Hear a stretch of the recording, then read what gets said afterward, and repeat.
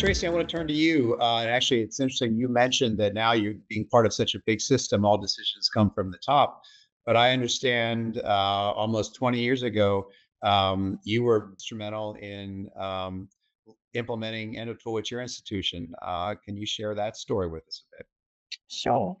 So in 2000, end of 2005, one of our CV surgeons approached us about tight glycemic control in the cabbage population, lower incidence of hypoglycemia. The literature had been published. He had heard of various platforms and kind of tasked us with coming up with a proposal on how we were going to address it. And we had heard of the different platforms that were available through our professional organizations. So we met with all the vendors that were possibly around at the time. And, the decision I think was unanimous in the fact that EndoTool, not only with the support and the implementation, but the ongoing review and analytics of EndoTool was one of the biggest deciding factors on adopting EndoTool. Initially, we only rolled it out for CVICU and the OR, but we quickly realized nurses obviously a lot of resistance. Why do I need something to tell me when to do an AccuCheck? But we could demonstrate quite clearly with EndoTool after implementation that we truly weren't getting to an AccuCheck or a glucose within 30 minutes or 60 minutes as suggested, that we could go possibly 2 hours before we've even checked it, and hence why we weren't getting control quick enough. So they learned if you did them timely with the prompt of software telling you when to do it, that you could go from your 60-minute glucoses to your 2-hour glucoses and meet medical stability and transition off.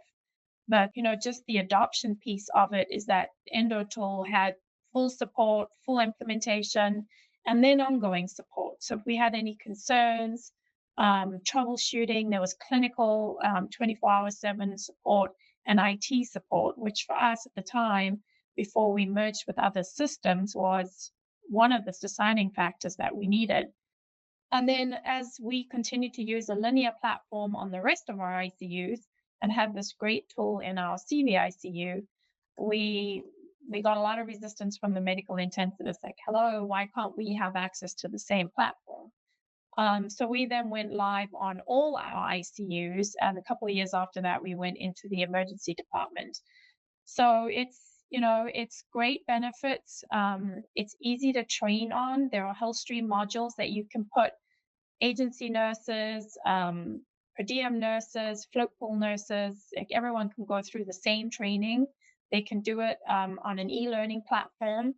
It's easy to sign off on. It's easy software to use. Over the years, we've provided and worked closely with, back then, Dr. Burgess, and now with Monarch Medical, in just a lot of the updates that have occurred to the software over the last 18 years has been based on feedback that we've provided. We've been, asked to give input into different things that we see opportunities with, and I think we appreciate that. My staff certainly ask for it now. It's the emergency department had implemented it. Then the new director said, we're not doing that. It's too much work to get people onboarded. And then the physicians realized, well, wait a minute, we're not managing DKA effectively down here. And we saw a lot of drift in the length of stay again. So the medical director firmly said, nope, we will be using EndoTool 100% in the ER. So it's great because they start down there, and any DKAs, they come right up.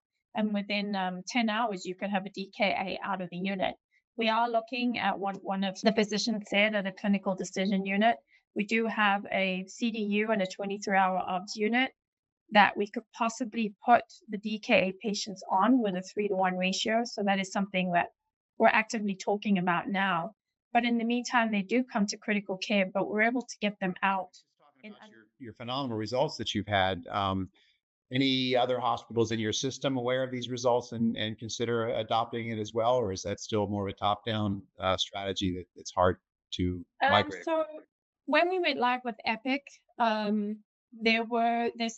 a few of us that are on EndoTool, and since we've consolidated, we all presented and shared our data. And Epic has a 2-bag dosing method that majority of the system have transitioned to, but we try to standardize it and approach the computer-based module and go to EndoTool. There's us in St. Mary's, which showed all our data, and they didn't want it to be forced on an individual hospital. They wanted the hospitals to at least have some local control and decision making. So the option is there if they want a computer-based platform that EndoTool would be the preferred method, but they weren't going to ask all physicians, hospitals to transition to this. What's the other thing about EndoTool that's amazing is the safety features. The ability to scan a patient from registration database. There's not manual entry of anything. There's an inflow and an outflow of, glucoses, chemistries coming in, potassium's coming into EndoTool platform, likewise information flowing out, plus the ability to scan. So you scan the patient that it's the right patient for the right dose and the right dose change. And so the whole safety feature that has now come about with EndoTool is even more reason to use it. The other feature that's relatively new for our product is that there's order entry as well. So when a physician orders EndoTool through the Epic or Cerner platforms, those specific orders for the patient are rolled over into EndoTool. So there's no need for nurse transcription of anything. So for the panel, I mean, you've all seen success with glycemic management software, and you likely have colleagues at other institutions that haven't adopted any insulin dosing software. They're still on a paper protocol or a protocol embedded into Epic. What advice might you give them so that they might consider the adoption of insulin dosing software at their institution? I'll start with you, Dorothy. Thoughts on that? Someone I've used other platforms, I think one of the things I would say is less hypoglycemia is key, decreased length of stay per patient. The program gets to know your patient. So for your frequent flyers, if you really want the most efficient way to reduce your length of torture with them, this is one way to do that effectively. And in terms of better outcomes, I mean, without hypos, I think that's the main thing. Because, with the ADA and looking at those guidelines, one of the things they always talk about is, yes, hyperglycemic excursion, but hypos are also critical to avoid. And that's why the guidelines talk about, blood sugar between 140 and 180 in terms of cutoffs. And it's very easy if you're kind of doing it by yourself outside of a platform to hit those hypos pretty often. And here you have a program that allows for you to avoid that pretty effectively. So I recommend. Joe, David, anything else you want to add to that? Sad that I was really surprised at how little education I ever had as a med student and resident around glycemic control. And I guess, as I'm a pediatrician in a mainly adult health system, I kind of figured all the adult treating doctors really were way more on top of this. But it turns out that, well, some are, not all are. And so I was just sort of surprised at, again, honestly, how little people really care about glycemic control. Because the patient's sugar is 70 or it's 300, they're still sitting in bed watching, Maury Povich or whatever. So, and they're not bothered to. But I will say, again, our CEO, he knew about the importance of it and he kind of drove us to do better. The other big surprise for us when we rolled out sub-Q a few months ago was patients pushing back on their insulin dosing, which is nothing we anticipated happening. So that, I think, speaks to the need for diabetes educators roaming the floors in the hospital and helping the patients who don't, patients coming in who are normally on metformin, or maybe they're on, one dose of Lantus a day or whatever. And all of a sudden we're giving them mealtime insulin. Yeah, they're like, no, I don't take insulin in my meals. I don't want that. And so, again, it's a lot of change management for nurses, doctors, and patients. So I think I've learned a lot in the past couple of years about what we do and don't do well with glycemic management, and why we should be doing better than we used to. Yeah, it is interesting. And I mean, so many patients come in needing glycemic control, but they have many other acute medical problems that tend to dwarf that. And it also almost becomes sort of white noise in the background and almost ignored. Joe, anything else you want to add? No, I'd echo what David said on a couple points. One is when I was making the value proposition here, when I came to Wake Forest 10 years ago, when I tell the story, it took me about a year and a half to convince people that this was important.